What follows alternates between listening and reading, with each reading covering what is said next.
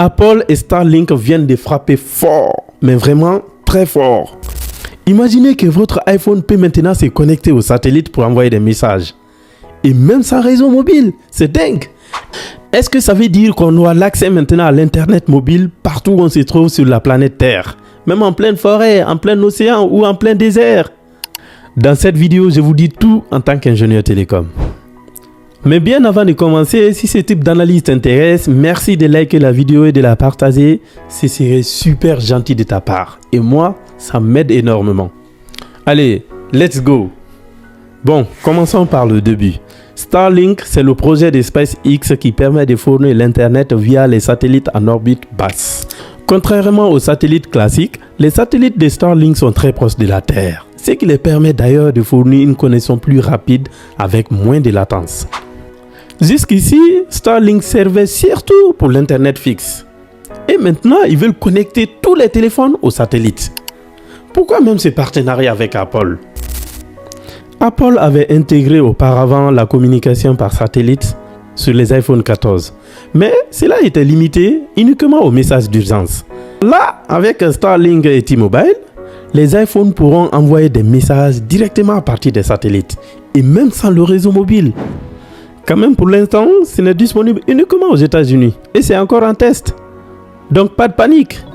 Même si par ailleurs, Apple promet que d'autres fonctionnalités vont suivre les SMS, notamment les appels ou l'Internet mobile, qui vont être aussi fournis aux iPhones directement à partir des satellites. Ça veut dire que les iPhones n'auront même plus besoin de réseau mobile.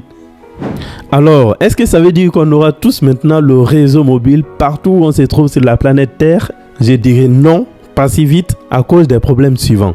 D'abord, problème de bande passante. Les satellites ont une bande passante limitée. Pour que ça marche, il faut déjà qu'un seul satellite gère des milliers d'utilisateurs. Et cela n'est pas encore possible. Donc, on ne va pas encore remplacer les antennes 4G par les satellites, juste d'abord à cause de la bande passante qui est limitée. Ensuite, il y a un problème de latence aussi qui va s'imposer. Même si les satellites de Starlink sont plus proches de la Terre, donc plus rapides que les satellites classiques, mais le réseau fourni par les satellites restera toujours plus lent que la connexion fournie par les antennes mobiles 4G et 5G, à cause déjà de la distance. Donc les antennes 4G et 5G fournissent toujours une connexion plus rapide que la connexion fournie par les satellites. Yes! Et enfin, on a aussi un problème de réglementation. Chaque pays a ses propres lois en matière de communication par satellite, à cause surtout de la gestion et de la réutilisation des fréquences. Donc ça va être plus compliqué par Starlink de s'adapter à chaque pays. Bref, on n'est pas encore prêt pour remplacer les antennes 4G 5G mobiles par les satellites. Donc nous ingénieurs, on a encore du boulot. Alors, est-ce que c'est une révolution dans le domaine des télécoms? Oui et non.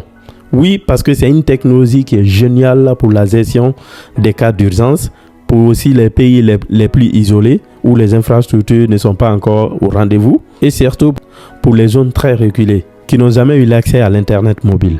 Soyons clairs, votre opérateur n'est pas encore prêt à être remplacé par Starlink. C'est plutôt une solution complémentaire et non une alternative aux opérateurs. Ne vous attendez pas encore à ce que vos forfaits d'opérateurs mobiles soient remplacés par Starlink, ou du moins, pour l'instant, ce n'est pas possible. Pour résumer, Apple et Starlink avancent dans une bonne direction et c'est une très grande révolution. Mais on n'est pas encore à l'étape où on va tout faire avec cette techno. Cette révolution sera très utile pour les zones sans réseau, pour les zones qui n'ont jamais bénéficié de réseau, mais pas encore pour une utilisation quotidienne. Et vous, qu'en pensez-vous? Est-ce que vous pensez que le réseau fourni par Starlink remplacera un jour les réseaux fournis par les opérateurs? Dites-moi ce que vous en pensez en commentaire. Et si tu as aimé la vidéo, merci de la liker et de t'abonner à ma chaîne Mamoudou Télécom pour plus de vidéos. Ciao!